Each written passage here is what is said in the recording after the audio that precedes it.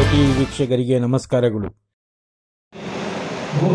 ಶಿಕ್ಷಣ ಸಚಿವರಿದ್ದಾಗ ಸುಮಾರು 1 ಲಕ್ಷ ಶಿಕ್ಷಕರನ್ನ ನೇಮಕ ಮಾಡತಕ್ಕಂಥ ಒಂದು ಐತಿಹಾಸಿಕ ನಿರ್ಣಯವನ್ನು ಆ ಒಂದು ಸಂದರ್ಭದಲ್ಲಿ ಮಾಡಿದರು. ಅದರಲ್ಲಿ 50% ಶಿಕ್ಷಕರಾಗಿ ಮಹಿಳೆಯರನ್ನ ಆಯ್ಕೆ ಮಾಡತಕ್ಕಂಥ ನಿರ್ಧಾರ ಮಾಡಿದೆ. ಅದಾದ ನಂತರ ಈ ಒಂದು 2 ವರ್ಷಗಳ ಮೈತ್ರಿ ಸರ್ಕಾರದಲ್ಲಿ ಕಾಲೇಜಿನ ಅಧ್ಯಾಪಕರಿಗಿರ್ಬೋದು, ಹೈಸ್ಕೂಲಿನ ಟೀಚರ್ಗಳಿರ್ಬೋದು, ಸುಮಾರು 56,000 ಶಿಕ್ಷಕರುಗಳನ್ನು ನೇಮಕ ಮಾಡತಕ್ಕಂಥ ನಿರ್ಧಾರ 8ನೇ ಬಾರಿ ಮಾಡಿದಂಥದ್ದು ಮೈತ್ರಿ ಸರ್ಕಾರ. ಹೀಗೆ ಹಲವಾರು ರೀತಿಯ ಒಂದು ಕಾರ್ಯಕ್ರಮಗಳನ್ನು ನಾವೇನು ಮಾಡಿದ್ದೇವೆ. ಆ ಸಂದರ್ಭದಲ್ಲಿ ಈಗಿನ ಈ ಸರ್ಕಾರ ಆಡಳಿತಕ್ಕೆ ಬಂದು 1 ವರ್ಷವಾಗಿದೆ. ಹಿಂದೆ 5 ವರ್ಷದ ಸರ್ಕಾರವನ್ನು ನಡೆಸಿದರು.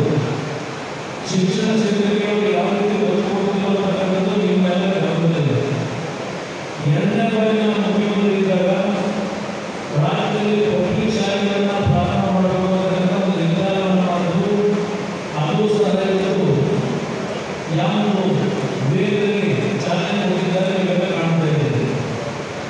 ಇವತ್ತು ಈ ಸರ್ಕಾರ ಬಂದ ನಂತರ ವರ್ಗಾವಣೆಗೆ ಸಂಬಂಧಪಟ್ಟಂತಿರ್ಬೋದು, ರೈತರ ಒಂದು ಸಂಘರ್ಷಗಳಿರ್ಬೋದು, ಇವತ್ತು ಯಾವುದೇ ಒಂದು ಇಲಾಖೆಗಳಲ್ಲಿ ಪ್ರಾಮಾಣಿಕವಾದಂತಹ ಒಂದು ಸಂಘರ್ಷಗಳನ್ನು ಬಗೆಹರಿಸತಕ್ಕಂಥ ವಾತಾವರಣವನ್ನು ಈ ಸರ್ಕಾರದಲ್ಲಿ ಯಾರು ಕಾಣ್ತಾ ಇಲ್ಲ.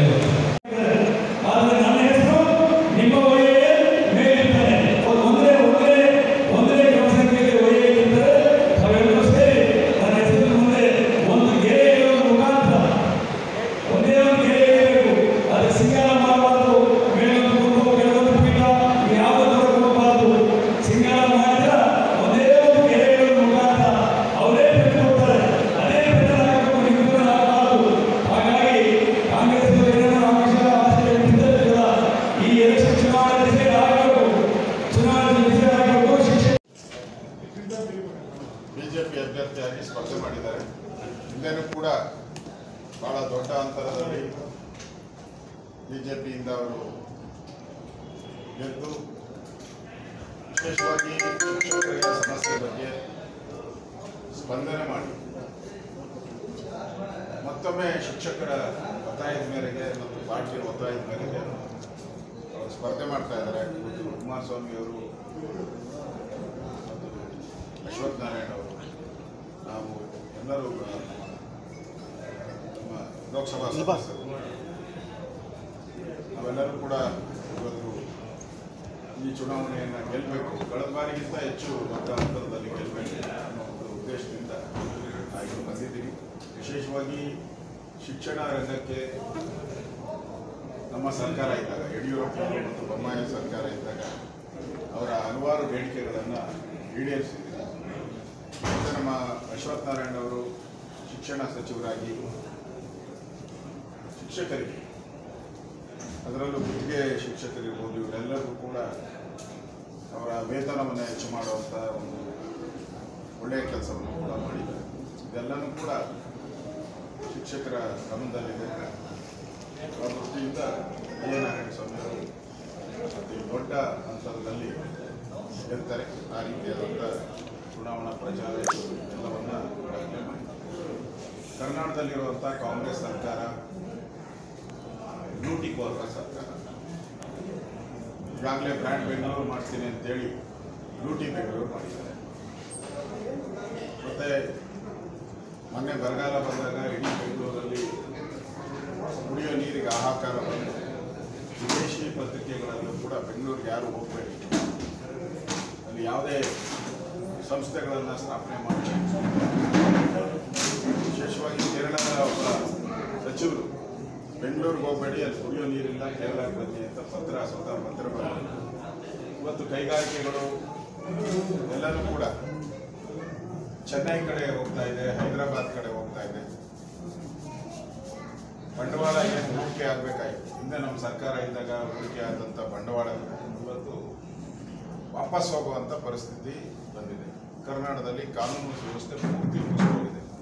ದಿನನಿತ್ಯ ಪತ್ರಿಕೆಯನ್ನು ತೆಗೆದಾಗ, ಟಿವಿಗಳನ್ನು ನೋಡಿದಾಗ ದಿನ ಕೊಲೆ ಸುಲಿಗೆ, ಕಾಲೇಜ್ಗೆ ಹೋದಂಥ ಹೆಣ್ಮಕ್ಳು ಮನೆ ವಾಪಸ್ ಬರಲ್ಲ, ಕೆಲಸಕ್ಕೆ ಹೋದಂಥ ಹೆಣ್ಮಕ್ಳು ವಾಪಸ್ ಬರಲ್ಲ.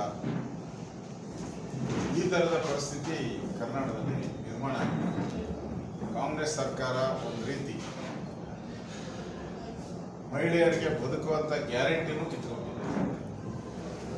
ರಾಜ್ಯದಲ್ಲಿ ಒಂದೇ ಒಂದು ಅಭಿವೃದ್ಧಿ ಕಾರ್ಯನೂ ಮಾಡಿಲ್ಲ. ಹಣ ಕೇಳಕ್ಕೆ ಹೋದರೆ ಶಾಸಕರು ಕೇಳಬೇಡ್ರಿ, ನೀವು ಒಂದು ಗ್ಯಾರಂಟಿ ಮಾತ್ರ ಹೇಳೋದು, ಗ್ಯಾರಂಟಿ ಹಣ ಒಂದ್ಸಕ್ಕೆ ಆಗ್ತಾ ಇಲ್ಲ ಅಂತ ಹೇಳೋದು.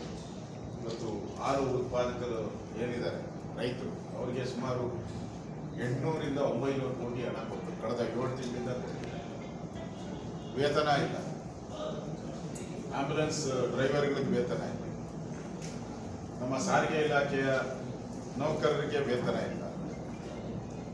ಇವತ್ತು ಎಷ್ಟು ಅಧ್ವಾನ ಎದ್ದೋಗಿದೆ ಅಂದರೆ, ಈ ಟೀಚರ್ ನೇಮಕಾತಿಯನ್ನು ಬೆಂಗಳೂರು ಮಹಾನಗರ ಪಾಲಿಕೆಯಲ್ಲಿ ಸೆಕ್ಯೂರಿಟಿ ಏಜೆನ್ಸಿಗೆ ಕೊಟ್ಟಿದ್ದಾರೆ.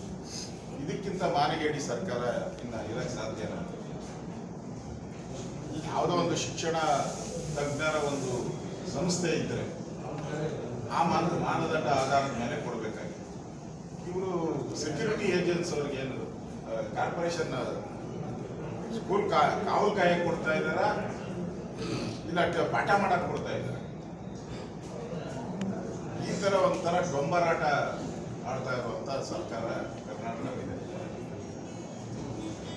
ಇನ್ನು ಇವತ್ತು ಬಹಳ ಈ ಸರ್ಕಾರದ ಭ್ರಷ್ಟಾಚಾರ ಎಷ್ಟು ಮುಟ್ಟಿದೆ ಅಂತೇಳಿ, ಇವತ್ತು 187 ಕೋಟಿ ಹಣ ಶಿವಮೊಗ್ಗದಲ್ಲಿ ಚಂದ್ರಶೇಖರನ್ ಅವರು